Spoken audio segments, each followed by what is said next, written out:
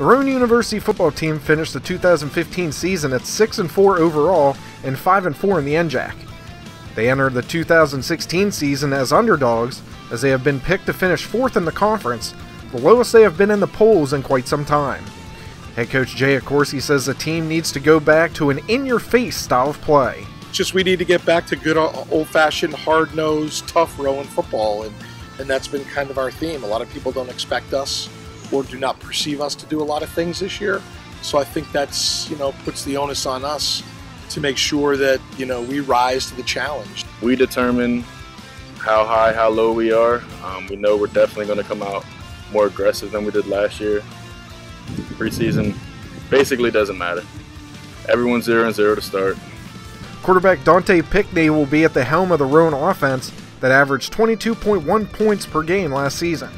The junior threw for 6 touchdowns and ran for another 2 while racking up 1,127 yards on 101 passes. I think, again, it's going to be Dante solidifying himself as a signal caller, which he has, starting to take more of a leadership role, which he has, and then increasing our efficiency in what we do and what we ask him to do throwing the football. In the backfield, look for Gaywin Bragg and Dante Tobler to get a lot of carries for the Brown and Gold. In limited time last fall, Bragg had 23 carries for 78 yards and 1 touchdown, while Tobler touched the ball 34 times for 96 yards. John Mannion and freshman Isaiah Gibson will see time at running back as well.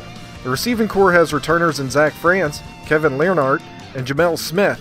Smith was an NJAC second-teamer who caught 13 passes for 147 yards and 1 score in 2015. He also returned 10 kickoffs for 273 yards and 1 touchdown.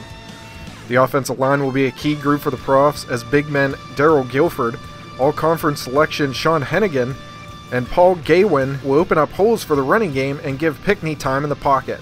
Branched off what we did last year, so we set the foundation for our offense last year.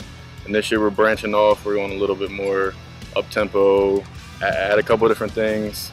But other than that, it's just a branch of last year's offense. So we basically have everything in from last year. We're just building on it. So the defense is returning a lot of players from 2015 and will look to improve on its 14.4 points per game allowed this fall. Anthony Rosullo returns to the D-line after missing the second part of last season, and veterans Will Flake and Chris Henchy will stand alongside Rosullo on the line. Rosullo had 30 tackles, including 4 for a loss and 2 sacks, while Flake had 11 tackles and Henchy recorded 14 last fall. Ryan Brenner will take over as middle linebacker, while John Barillo, Jeff Rodriguez, and Christian Dawkins are back on the outside. The secondary will be the strongest part of the defense with 3 returning starters. Second-teamer Jared Sanchez will be at cornerback, along with Corey Hagee.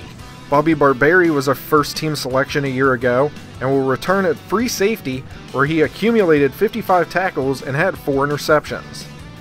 We're missing some key pieces from last year, like Darren Dungy, of course. We got some guys that are in their spots right now stepping up, and we got some guys in the secondary that played here last year. I think we got our combination between our veteran leadership and the young guys. We should have a solid defensive group coming back. You're going to be able to see us do a lot more schematically than we've ever done before because of the experience back there, which I think will help ease a little bit with the front 7. I think we're deep. I think we're very athletic. Special teams is returning all-conference punter Mark Diedrichson and kicker Tyler Knighton. Diedrichson blasted 4 punts of 50 or more yards, with his longest coming in at 65 yards. Knighton was 23 of 25 in the point-after department, and he hit 7 field goals.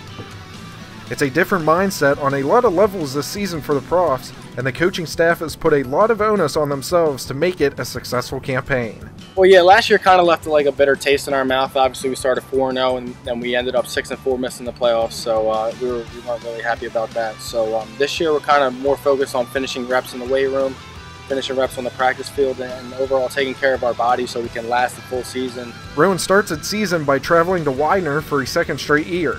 The September 3rd meeting kicks off at 1 p.m.